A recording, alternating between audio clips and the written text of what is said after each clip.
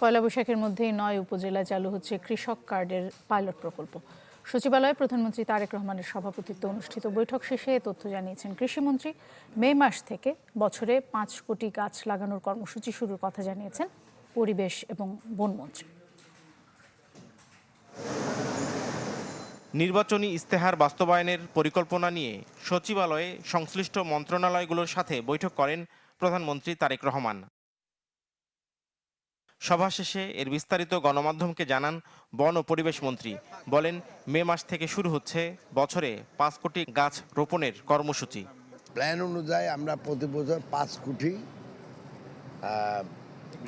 বৃক্ষরোপণ করব।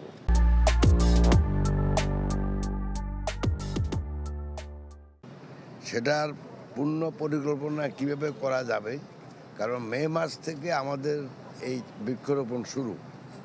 তো আমরা চাচ্ছি যে এবছরেই আমরা যেন ৫ কোটি পূরণ করতে পারি, সেটা নিয়ে আমরা বিস্তারিত আলোচনা করছি। কৃষির উন্নয়নে ইস্তেহারে কৃষক কার্ডের প্রতিশ্রুতি ছিল বিএনপির। কৃষিমন্ত্রী জানান, পহেলা বৈশাখের মধ্যেই ৯ উপজেলায় চালু হবে পাইলট প্রকল্প। ৯টা উপজেলা, 9টা ইউনিয়নের 9টা ডিভিশন প্রান্তিক কৃষক, তাদেরকে কিছু বেনিফিট দেব ফ্যামিলি কার্ডের মধ্যে। আর পরবর্তীতে অ্যাকচুয়ালি আমাদের এই কার্ডের মূল উদ্দেশ্য যেটা আছে সেটা হলো উৎপাদন, ভোক্তা,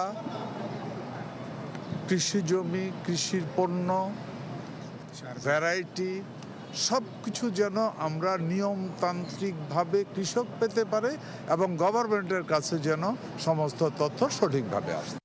এদিকে চলতি দায়িত্বের পাশাপাশি কৃষি মন্ত্রণালয়ের উপদেষ্টা করা হয়েছে নজরুল ইসলাম খানকে।